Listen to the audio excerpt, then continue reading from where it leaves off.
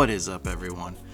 It's been a while since I've done one of these. I know I've had a crazy life going on right now. So if you've noticed my setup where I paint and how I have my camera and stuff like that, you might notice that there's a little bit of a different background. That's because I had to move. So I'm going through some tough times right now. But like my dad's always said, tough times don't last, but tough people do. So I'm trying to be one of those tough people, but we'll see. But so many things have happened in the good since I last did this. So number one, first and foremost, is my friends are the absolute best. My friends will hand down out-friend your friends any day of the friend week. They are the most just amazing people. Like sometimes I honestly feel like I don't deserve them. And I know they'd be like, oh, no, we deserve you. We love you so much. Like, they're so amazing. This is what they did. So get a load of this. So probably like 15 years ago, I went kayaking with my cousin at her boyfriend's parents' campsite, I think it was. And they had some kayaks over at the lake. And they were like, oh, yeah, you can go ahead, use them.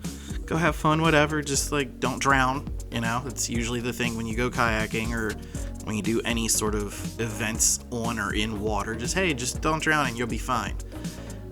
So, I didn't drown. I'm still here.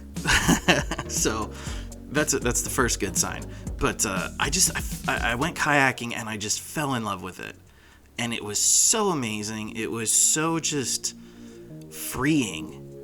And it was such a cool thing because the lake we were at, it was a really nice lake, but it was like a campsite lake, and there was like a beach section, and there were like people at the beach and kids and families and stuff like that. But like when I went out on the kayak and actually got out there and stuff like that, I couldn't really hear anything else other than just like the little waves in the lake, like lapping up against the side of the kayak. I could hear the birds like flying overhead and stuff like that. Like it was really, really peaceful and serene. And like I said, it's been about 15 years. And I was like, you know what? Now's the time. Like mental health is a thing for me right now. And I need a good like escape from the world. And man, there's a kayak I wanted. And it's, It was $300 and it was on sale, and I was looking at it while I was on vacation. I think at that point it was $250, which is probably like the July 4th special or something like that, but it was $250, and I was like, all right, if I'm gonna do it, I'll do it now. I'll get this. I looked at my finances and I was like, okay, my finances are a little not good to say the least right now, but I was like, okay, I'll wait. I'll bide my time. I'll save up some money each paycheck. I'll toss some money in the bank, in the savings account, transfer it over, and I'll get it come like August, September. Like I get paid an extra time in October, so worst comes to worst, I'll get it in October. Granted, October, it's starting to get a little cool finally where I live, so kayaking might not be a thing as much in October and November, but there's still a small chance. And like I went to the store the one day. I was having a really bad day. Went to the store, Dick's. Went to Dick's and went back. They had one, and it's the color I wanted because there was like 7 different colors that you could pick. There was like a green, an orange, blue, which is the one I wanted. But the green was like neon green. Like it looks like somebody dumped a highlighter on it. The orange was cool. It was like a fluorescent orange. It looked, again, much like a highlighter. But the blue one was the one I wanted. They had one, and it was the blue one, and I was like, okay, it's meant to be. And then I walked away. I walked away because I thought about like my finances and stuff and just being a responsible adult. And yeah, it sucks because being a responsible adult does suck sometimes. I will 100% say that. The cool thing is, however, I can go and buy like a Three Musketeer bar whenever I want and eat it. So that's like hey, guess what? I can still be a kid and eat candy, but I gotta still be responsible and brush my teeth too. But went to the store, walked out, checked my bank account, checked some other things, called my mom. I was like, hey, I'm at Dick's right now, and I didn't buy it because I'm being responsible. And she's like, no, that's a good thing. Like, it's good to be responsible. Just wait, and when you have the money saved up, like, if I could do it right now, I would, but I can't. Like, my finances are tied to. I was like, okay, that's fine. You've done so much for me. I'm not asking you to do it, but I'm just letting you know I'm being, like, the responsible adult of the situation. And God, did it suck. Ugh, just, like, I was there. Like, I already have the roof rack. I have the J racks. I have the tie downs. I have everything. Like, the literal last thing I needed was the kayak and the life jacket. And the life jacket, I ordered the following Thursday. I ordered the life jacket because I was like, okay, if I just need the life jacket and the kayak, I'll get the life jacket, and boom, we're done. I get the kayak and we're off to the lakes. My mom orchestrated the most crazy, amazing thing. And I've had, like, surprise birthday parties here and there, and I've had really cool things happen in my life. This one was hands down the best. This one was, my mom got off the phone with me apparently and messaged one of my friends and one of my best friends, Jack, and was like, hey Jack, Ryan really needs this kayak. Like, mental health wise, this is like something he needs. It's physical health too, but like, would you and your friends be able to chip in? And she was talking about, like, my D&D group and stuff like that, and my support group and everything like that. And it's amazing they did it. They all chipped in, and my mom went over. She didn't go over. She got a check from them, deposited the check so it was in her account, and then she wanted to surprise me by taking me over.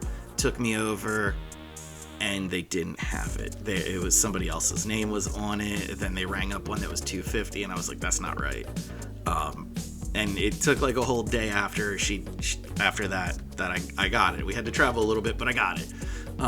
But yeah, Jack, I think, was the first one my mom talked to about it. And then Chris, Mark, Kristen, Brendan, like, just all over the top, absolutely amazing people. So I will absolutely put my friends to the test against your friends any day of the week. So comment down in the comments if you have a story about how amazing your friends are, because I want to read them. I want to hear how awesome other people can be for other people, because in this day and age, it's real easy to just be a terrible person and just ignore everything. But man, having like that core group of friends that and I don't want to burden them at all, but they, like, when I reach out and I'm just like, hey, I need to talk, or like I'm having a bad day, they are just immediately there in support of me, and I could not ask for anything better. It's amazing. So let's see what else has happened. Deadpool and Wolverine happened. That is a thing. I was joking with my friends at work. That's the greatest cinematic masterpiece since Green Lantern in 2011. It's so hard to not hear spoilers or see spoilers. I had a handful of things, and I'll say it now. I'll put spoilers up right now. So if you're gonna go see the movie after you watch this video or something like that, please, like, give me 2 minutes to talk about some of the spoilery stuff, and then you can unmute me or come back after you go see the movie. So a couple of the spoilers that I got ruined for me, one of them was the Hulk, but the way they did it, I wanted to see more of that. I wanted to see the old school, like, brown and orange Wolverine suit fighting the Hulk for just give me like 15 or 30 seconds. I know it's CGI, I know it's big budget, but man, the payoff when the claws went out and the Hulk's reflection was there was just chef kiss good. The other thing that got spoiled for me was, and I expected this one a little bit, like, I had an inkling. I was like, you know what if they do something with the Fantastic Four? Like, what if they pull the Fantastic Four in somehow? Because, like, I saw, like, the set photos of, like, the 20th Century Fox thing, and I was like, man, what if they do, like, Reed Richards like stretching from off screen or something like that, or the Thing just falling and like clobbering something, you know, like that'd be awesome. And they sort of did that with Chris Evans coming back to reprise his role as Human Torch. Was just, I could not stop giggling and squealing. It was hilarious. I laughed the entire time. And then the post-credit scene with that and the talking that went on, like the shit talking that went on in the cage ball or whatever. Oh my god, that was funny stuff. The other one that got ruined for me, and it was like a second, and it sucked because it was one of those things where when it happened on screen, I got goosebumps because of how good it looked and how good it felt, was when the cavalry came in. Oh man, when he walked in there and was like, oh, this is great. Yeah, we're looking good. You know, from the back, you sort of look like Henry. Oh my god, the cavalry has arrived. I freaked out because damn, that was insane. And then he even did like Cavill did the little like the fist pump thing that he's known for, like to get the claws out, and then punches him in the chest. Oh, it looked so good. Looked so good. I loved it.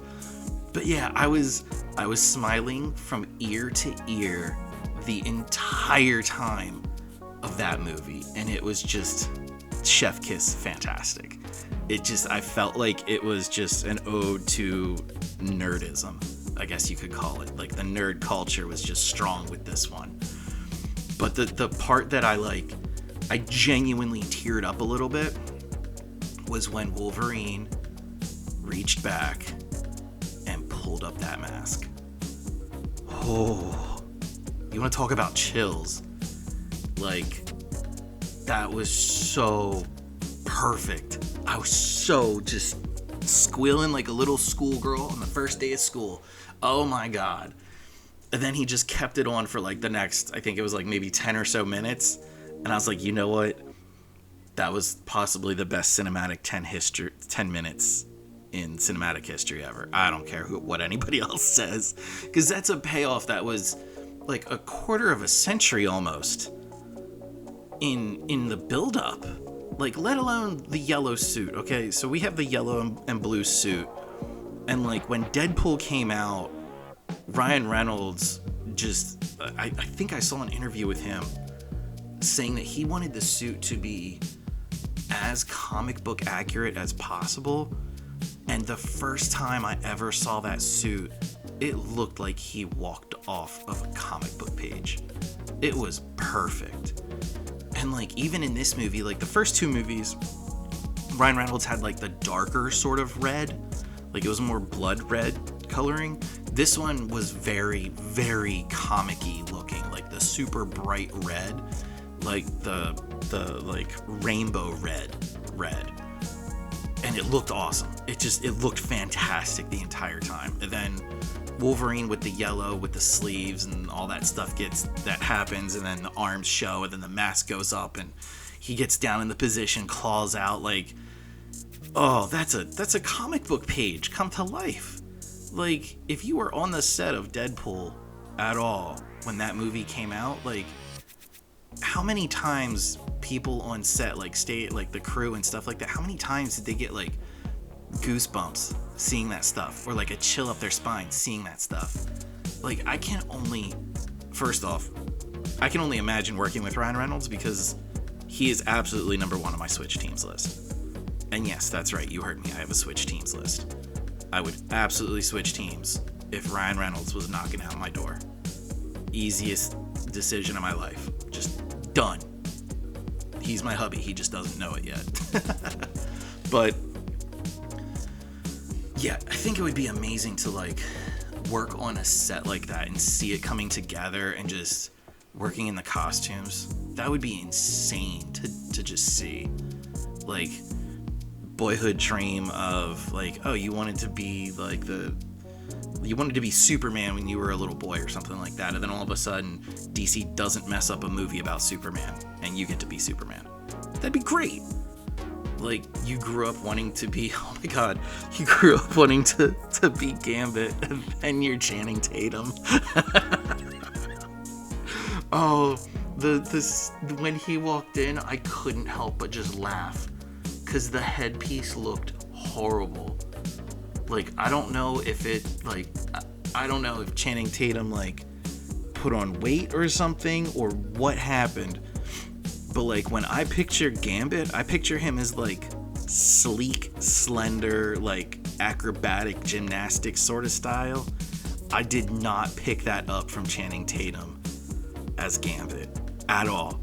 Like, he looked bigger than Logan. He looked bigger than Hugh Jackman on set. I don't know if it's muscle or body mass, but I don't think the trench coat helped. The headpiece looked atrocious. But the dialect line that Deadpool gave him was like, "Who's your dialect coach? The Minions?" Priceless.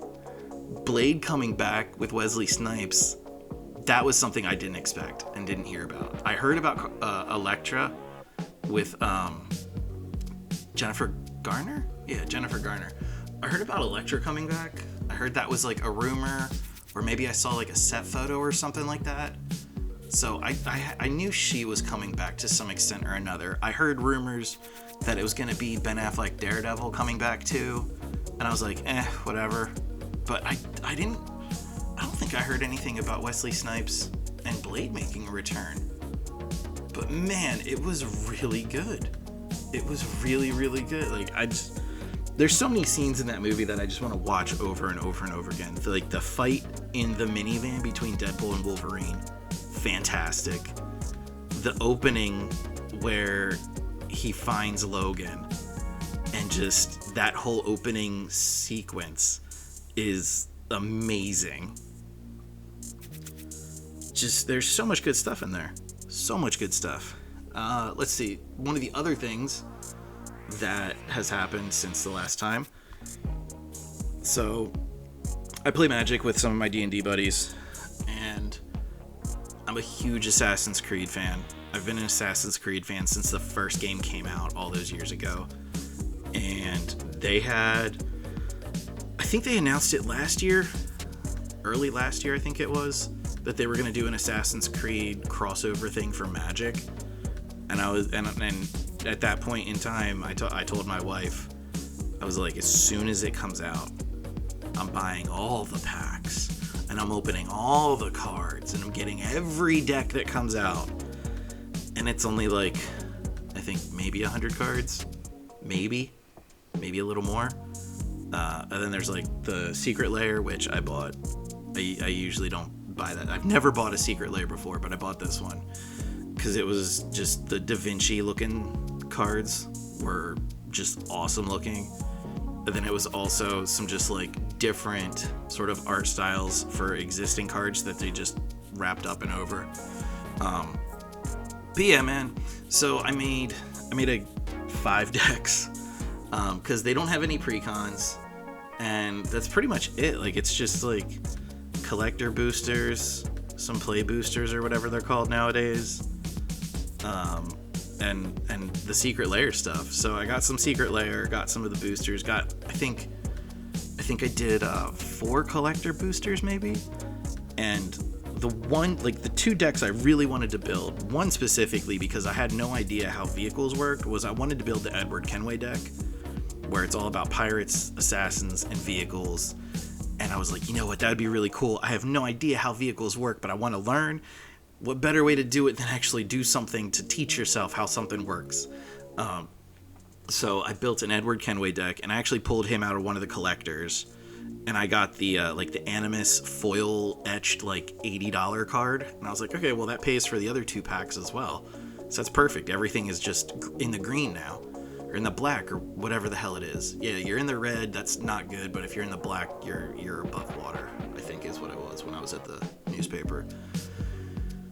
But yeah, I built the Edward Kenway deck, love it. I built it so it's like, yo, all I need to do is get a bunch of treasure, because when assassins or vehicles or pirates are tapped at the end of turn, I get to make treasures for each one of them. And then I put in Revel in Riches, so it's like, hey, at my upkeep, if I have 10 or more treasures, I just win the game. You can't do anything about it. So I built that deck. The other deck I built that as soon as I read what the card did, I was like, that's going to be really, really strong. And it's not the Ezio deck. The Ezio in a tree deck, I have that deck. I built that one too, where it's Ezio, and it's the Tree of Perdition, and then the other one is, what is it, Assassin Lord or something like that? Master Assassin Lord, something. But you attack, or no, you tap Tree of Perdition to make their health 13. You swing in, you hit them for 3 with Ezio. You have the Master Assassin guy on the board, and then you pay the 5 color cost to just take them to 0, because they would have 13, hit them for 3, they would go to 10. Then anytime they're at 10 or below and you do damage or something like that, however it's worded, they go to 0 because they take 10 damage or something like that, and they just lose. But the Assassin Lord card or whatever is like, if an opponent would lose the game, you win the game, or something like that. It's a weird like text mechanic that's not actually like a triggered ability. It's just an innate thing. So yeah, I built that deck. I built an Aveline deck where it's all Death Touch stuff and Graveyard Recursion because it's green and black. So I haven't played that one yet, but I'm super excited to play it. The other one that I built is the Arbaz Mir deck, where I watched the game nights, and the one was using that deck, and I was like, that looks pretty cool. I was like, yeah, it doesn't seem strong, but like the fact that it's like, hey, anytime you put down a historic, you just ping people for damage and there's nothing they can do about it.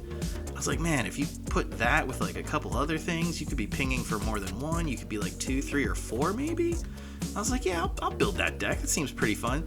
So that is whenever I play against at least 2 other people, I like to play that deck. But the deck that when I saw the card, I freaked out and I was like, that's going to be really strong, really quick, and you're not going to be able to do anything about it if you don't prepare. It's that Altair deck. It's Mardu. It's white, red, and black, and he has first strike. He's a 3/3, but the thing is, whenever he attacks, not deals combat damage, whenever he attacks, he can exile an assassin from your graveyard. You put a memory counter on it, and a token comes in during combat, and then at end of combat, it exiles again. I was like, that could be like a self-mill deck. That could be like a looter sort of deck, like rummage or whatever ability. Like the draw a card, discard a card, draw 2 cards, discard 2 cards. I was like, man, you could just fill up your bin with assassins. And if you're doing the draw 2, discard 2, draw 1, discard 1, if you're doing that, you could just pick what you want to go in your bin. It's not even a mill at that point. You choose what goes in there, and then you just do that. You have a couple things to protect him, like phase him out or whatever. Maybe, I don't know. Maybe you put Dark Steel Plate in there and give him indestructible, so no matter what happens, he's always there. Like, put a board wipe out. Let other people deal with that, and you don't have to because he's indestructible, you know? Yeah, so that's happened too. That the Assassin's Creed cards have come out. And there's a lot of other crazy stuff that's happening right now going on in the world, but I'm just focusing, trying to get myself better. But finally, coming to the painting aspect of this video and podcast.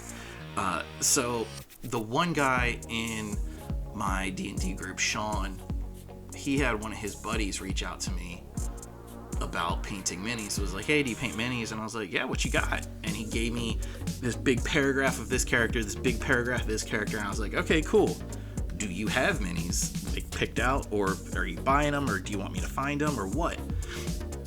So I think this might be the way I do it going forward, is just like, hey, go to Hero Forge, put whatever you want on the mini, in the hands, on the back, whatever, do a pose, it's all good, and then just buy the file, send it to me, I can print it for you, and then I'll paint it. I could practically be your one-stop shop for minis. But yeah, this one's a cool one. He said it's a Tiefling Oni, and it's a Pact of the Trigger Warlock. So I'm assuming, since I've never heard of that in 5e before, or ever, that it's a homebrew. But I will say this, the mini turned out awesome, and at the end of this, I'm going to put up a screenshot of what he sent me to have you guys compare it. Because he went into Hero Forge, and like I said, this is a Hero Forge mini. I was able to print it out. And this part right here with the toothpick, he had some like crazy detailed glowing rune tattoo stuff on the back of his head. And man, it was tough. But there you go, folks. Comment, like, subscribe.